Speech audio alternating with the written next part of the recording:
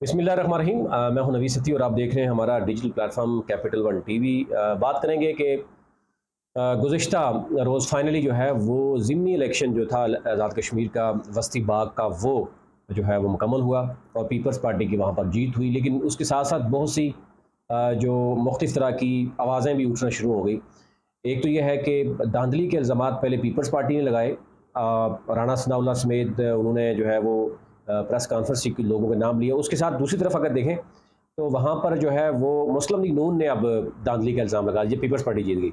इसके साथ साथ जो अनवारुल हक हैं वो जो वज़ीर-ए-आज़म अनवारुल हक हैं उन्होंने अपनी काबीना का ऐलान जो है वो किया। कल हलफ़ उठाया जाएगा 10 यानी जून को। और यानी वो एहतसाब का जिन्होंने शुरू करना था मामला। अब हँसी आती है इस तरह के एहतसाब पे कि पहले 16 वज़रा थे तो बहुत ज़्यादा खर्चा था। अब वो 30 वज़रा यानी 26 वज़रा और 4 मशीर हलफ़ उठाएँगे। और मौसूफ़ की ख्वाहिश ये भी है कि अपोज़िशन भी अपनी करनी है।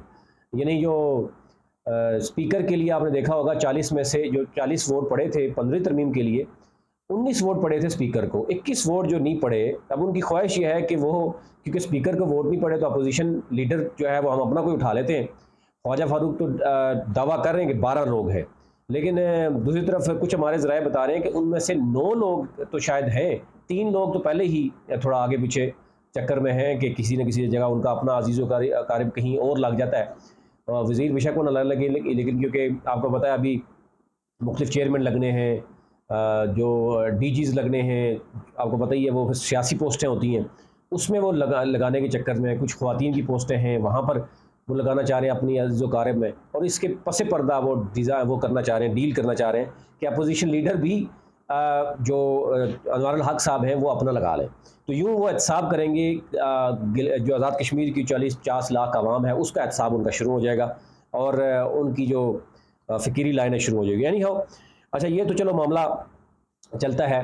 जो रिज़ल्ट आया है वो आपको पता ही है, लेकिन आपके सामने रख देते हैं कि जो 22,619 वोट लेकर ज़ियाउल कमर यानी कि कामयाब हुए हैं। आसिफ़ अली ज़रदारी का बाकायदा तौर पर पैगाम मुबारकबाद का भी जो है वो दिया गया। और क्योंकि नून लीग ने धांधली की आवाज़ उठाई है वहाँ पर, मैं आपको अलग से रखता हूँ। लेकिन ज़ियाउल कमर ने 22,619 वोट लिया। मुश्ताक मिनास जो है वो 17,321, तो यानी 5,300 से तकरीबन लीड से वो जीते। और पीटीआई जो है यहाँ पर राजा ज़मीर जो हैं कर्नल रिटायर्ड, वो 4,600 वोट 603 वोट ले सके हैं।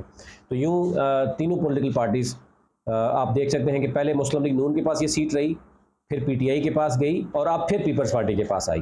तो यानी तीनों पार्टियों ने यहाँ पर इक़्तिदार के मज़े लूटे। अब देखना ये होगा कि अवाम को कौन सी पार्टी जो है वो रिलीफ़ देने में कामयाब होती है। यानी हो जी, ये जो ज़िमनी इलेक्शन जो 15 का हुआ, उसमें जो ओवरऑल तमाम पोलिंग स्टेशन की अगर बात करूँ तो उसका जो रिज़ल्ट आया उसके मुताबिक जो है 22,619 वोट जो है वो लिए कमर ज़मान ने। और उसके बाद मुश्ताक मिनास 17,321 वोट लेकर दूसरे नंबर पर रहे। और राजा ज़मीर जो हैं वो 4,603 वोट लेकर तीसरे नंबर पर रहे।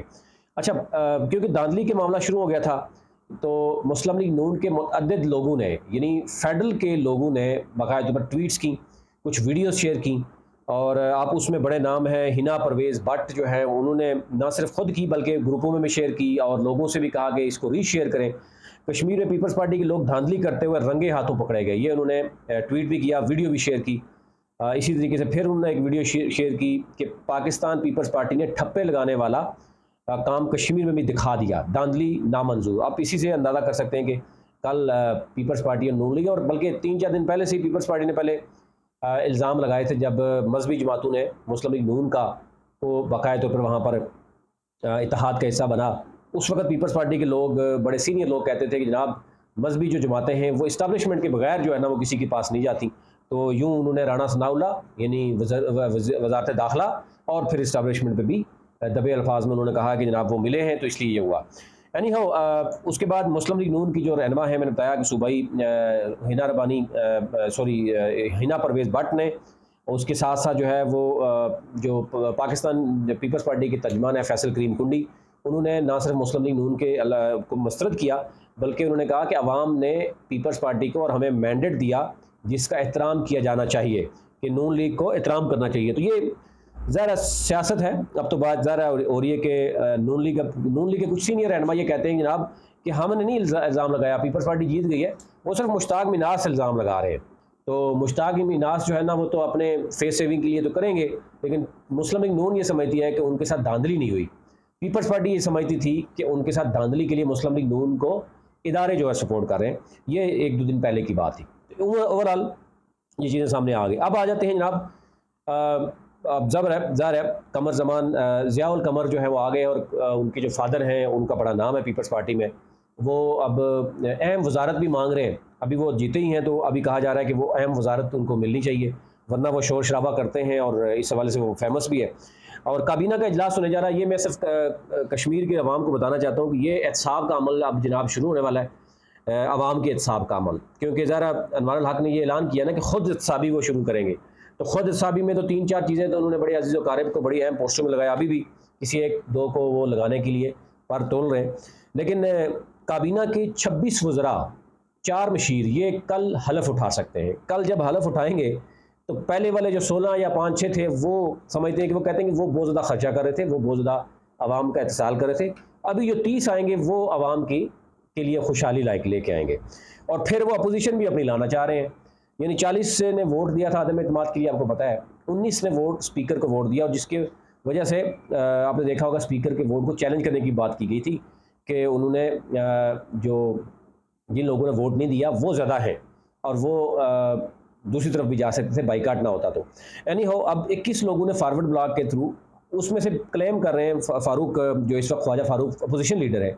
लेकिन जो अभी गेम हो रही है कि फ़ारूक जो चाहते हैं अपना अनवारुल हक, क्योंकि वो सबको मिलकर जो है वो एहतसाब करना चाह रहे हैं, तो वो अपोजिशन भी अपना लाना चाह रहे हैं। तो अपोजिशन के लिए भी वो चाह रहे हैं कि ख्वाजा फ़ारूक की बजाय किसी और को लाया जाए और इन लोगों से उनको वोट दिलवाया जाए। जो ज़रूरत के लोग हैं वो तो रखेंगे, बाकी लोगों को जो है वो कहीं ना कहीं से यानी करके तो साइड पे किया जाए। ये ओवरऑल सूरत थी। साथ साथ अगर हम सद्दात तनवीर इलियास की बात करें तो सद्दात तनवीर इलियास पहले काफ लीग में गए, वहाँ पर प्रेस कॉन्फ्रेंस जब हुई आपने देखा होगा तो उसमें उनके ख़िलाफ़ ही प्रेस कॉन्फ्रेंस हो गई। उन्होंने प्रेस कॉन्फ्रेंस में जो चौधरी सरवर है उन्होंने कह दिया कि कश्मीर के मामला तो जो है ना वो सरदार अतीक देख रहे हैं।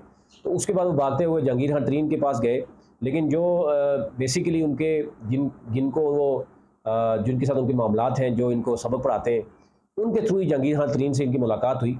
लेकिन बताया जा रहा है कि वो डिमांड कर रहे हैं कि मुझे अब कश्मीर से तो मैं निकल गया हूँ, वहाँ नायल भी हो गया हूँ, अभी मुझे कहीं इस्लामाबाद में कोई अगर एक आध सीट पे मुझे एडजस्ट कर लिया जाता है तो मैं यहाँ पर इलेक्शन लड़ूंगा। तो यहाँ पे मेरा बिज़नेस भी है, कारोबार भी है, ताजर बरादरी को भी मैं इन्वॉल्व कर सकता हूँ, तगड़े लोगों को भी कर सकता हूँ कि भाई उनके ये यहाँ है, फैमिली भी है। तो यूँ वो कश्मीर के चैप्टर को क्लोज़ करके बहुत ही जल्द, यानी साल के अंदर अंदर वो अब इस्लामाबाद में शिफ्ट होना चाहते हैं, यहाँ पर इलेक्शन लड़ना चाहते हैं। तो ये उनकी ख्वाहिश है। अब इस ख्वाहिश का एहतराम किस हद तक जहांगीर तरीन करेंगे, लेकिन ज़ाहिर जहांगीर तरीन, अलीम खान समेत कहा जा रहा है कि बड़े जो प्रॉपर्टी डीलर्स हैं वो सारे इस पार्टी में जाएंगे। और उनकी ख्वाहिश है कि तहरीक इंसाफ के जितने भी गद्दार लोग हैं इस वक्त, ज़ाहिर है तहरीक इंसाफ में जो भी होंगे गद्दार होंगे, तो जो ही गद्दारी का सर्टिफिकेट अगर उन्होंने हटाना है तो फिर उनको इस्तेकाम पार्टी में जाना पड़ेगा, तो वहाँ पर मुहिब वतन हो जाएंगे। तो बहुत से मुहिब वतन हो गए, कुछ आंखें भी चुरा रहे हैं, कुछ छुपा रहे हैं, ये सूरत हाल चल रही है। अभी तक इतना ही। चैनल को ज़रूर सब्सक्राइब कीजिए ताकि हर नई आने वाली वीडियो तक पहुँच सके। बहुत शुक्रिया।